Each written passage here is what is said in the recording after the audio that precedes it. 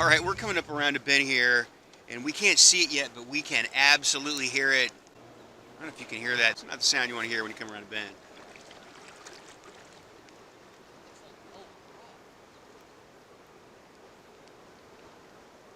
It's loud. It's got to be loud from over there. I mean, it doesn't look like...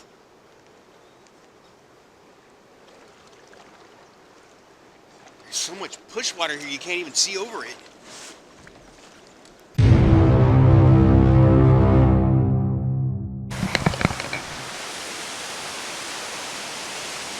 Okay, this is a new feature that wasn't here last time.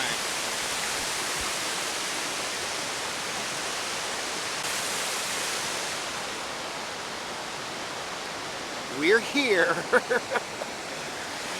and we need to be there.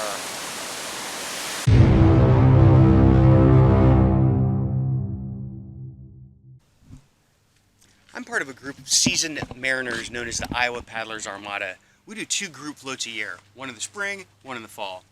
I'm just about ready to load up here for this year's first weekend river adventure. And I'm going to take you along to give you a little taste and give you a blueprint and some tips on how to have a successful weekend river adventure of your own. So I'm going to finish loading up while you get briefed on the basics of planning, and I'll see you at base camp. This is the basic blueprint for all the IPA floats. Pick a stretch of river that runs between a couple of access points. How far of a stretch depends on the river and how fast it flows. Our floats typically fall in the 10 to 15 mile total float range. One of those access points has to have camping either on site or nearby. This will be your base camp on Friday night where everyone will meet. You could just have everyone meet Saturday morning at the launch, but you'll always end up running late and you'll be missing out on a full evening of camaraderie and campfires. Besides, then it would just be an overnight float and not a weekend adventure. There has to be some solid sandbar camping options as well, ideally at some point halfway or after. It's better to keep your long day on Saturday if you can. This means that sandbars have to exist. A lot of sandbars will show up in low water, but that's not always the case in high water, so make sure you're picking a spot that's going to have a sandbar for the water you're going to be floating on. It also means they have to be legal to camp on. We typically look for big sandbars on WMA ground, so we don't have to worry about it. Rules differ from state to state, so check your local regulations and plan accordingly. Once the location has been determined, set a date. Then make any necessary reservations. As the weekend approaches, start watching the river levels. It's important to know what the river looks like at normal levels and what to expect if it starts running a little high or even worse. Also, start watching the forecast. Keep an eye on your adventure window and be aware of what might be coming, so you know what to expect and aren't caught unprepared. When the date finally arrives, load your gear and head to base camp to meet your buddies.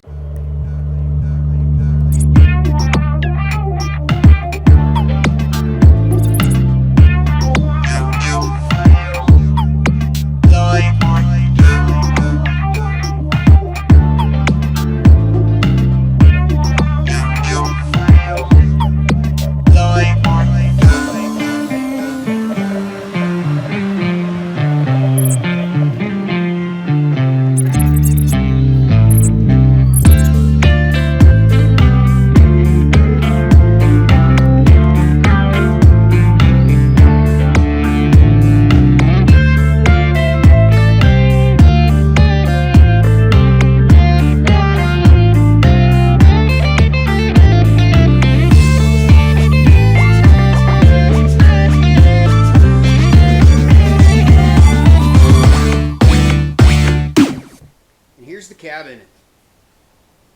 Cabin hooks, little cabin table,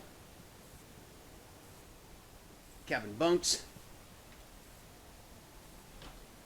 top, bottom, and a little futon, and I have a cot. I'll be sleeping on the floor. So this is where we're staying tonight. I have the benefit of waking up in the morning and having all our gear be dry, not have to pack up everything, and have it be wet. Plus it's chilly, so we got one warm night in the cabin. It's always nice when you can do Friday night in the cabin somewhere, just because you don't have to pack up all your gear and have it be dewy or wet from rain or anything in the morning. It's just already loaded and ready to go. Just convenient, makes the next morning easier. So there's a tip for you. If you can get a cabin and you can swing the bill, definitely do it.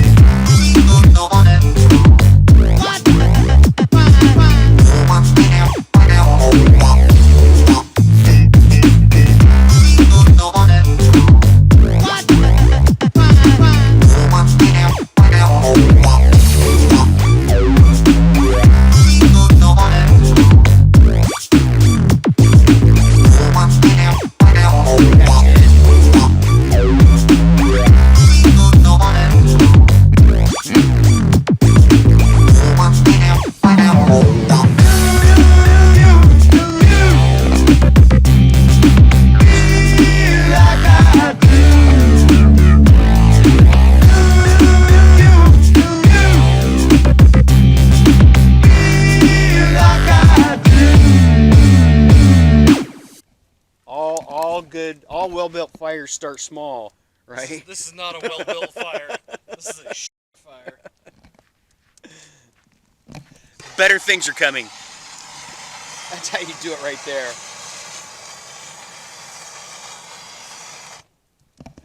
This is not primitive camping at this point.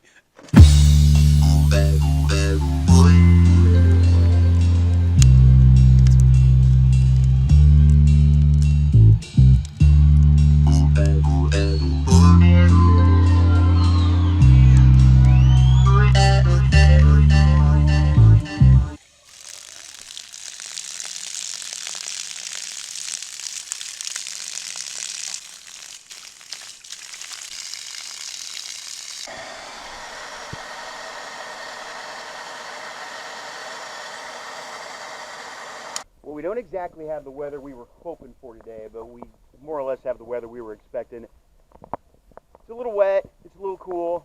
We are undeterred. We're going to break things down here, get loaded up, and get ready to shuttle our way to the launch.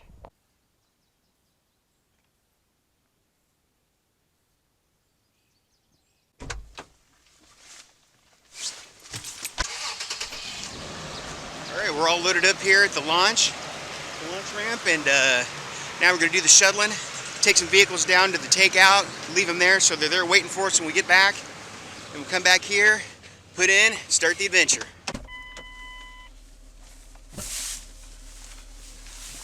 That's fine.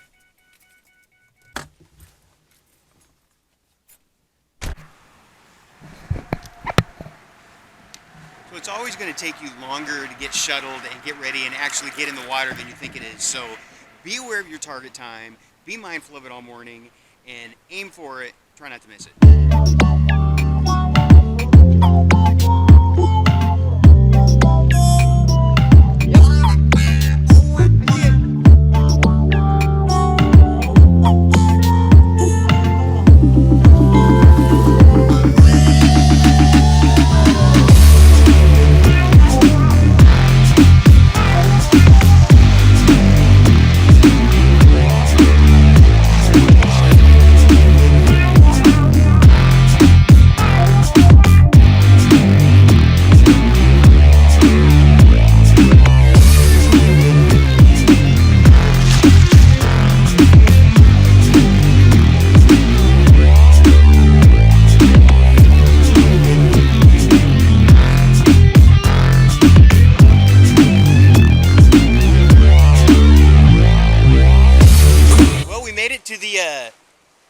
First choice here, sandbar destination.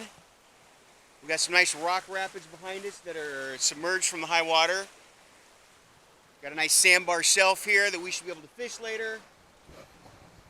Nice high ground, fireball, beer, all the important stuff. All we got to do now is set up camp. It's a good spot. I like the spot.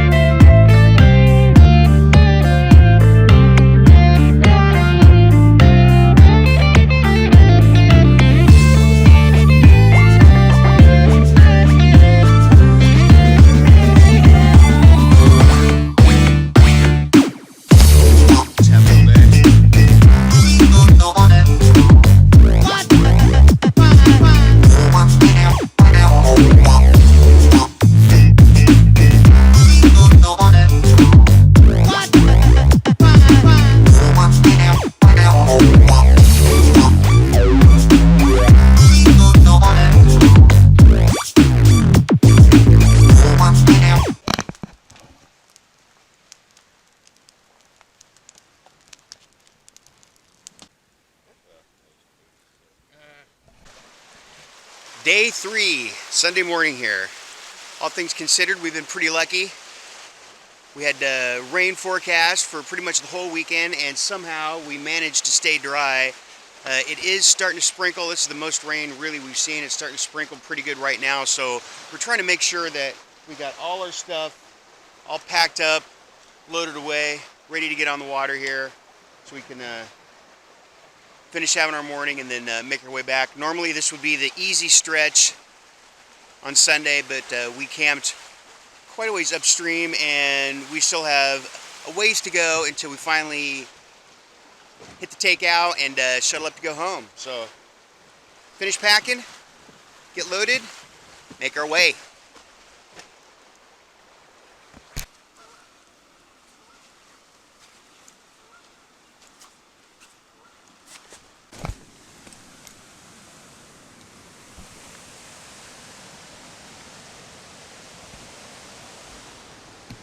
This is a new development. Well, the unexpected is part of the adventure, but this is a little more unexpected than we expected. We heard this coming. We heard this from way up around the bend. There was no notice about it. This was definitely not here the last time we floated this river.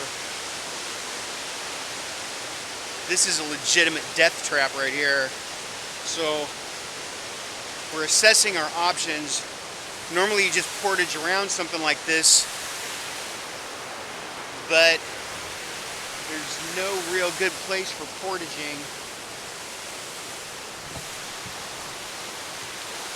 Everything is cut bank straight down. There's one little slope that looked like it might be a possibility. I mean, it's the only possibility if we're going to put in here, and it drops straight down. It's maybe 10 foot directly off the bank at least.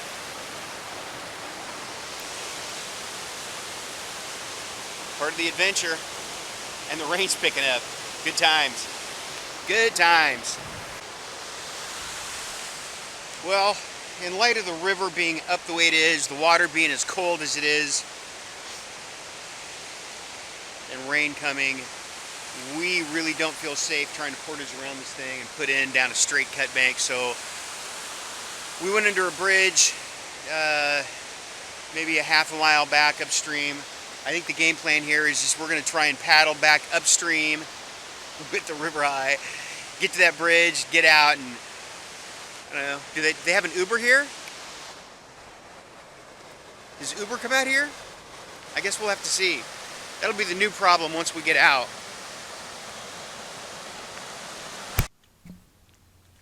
Well, the tail end of that float got cut a little short.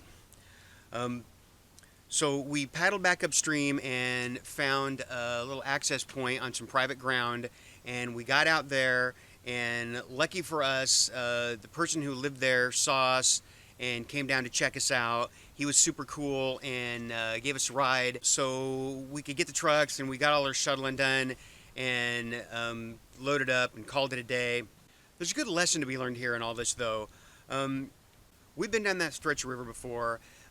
That whole rock dam is new because they're going to build a bridge there, and a lot of times when there's some construction or something like that, they'll put hazard signs up in front, and even though there were perfect places to put a hazard sign by that access, that last access point on the bridge before we got down there, there was nothing. There was no warning at all, and we could hear it, but as we got closer, even when we were looking at it, you still couldn't see what it was. The water was pushed back enough that it created a bulge, and we couldn't see just how bad and how big that ledge was until we pulled off to the side and got a look at it. So always be mindful that hazards, even on familiar water, can show up unexpectedly. So keep your eyes and ears open.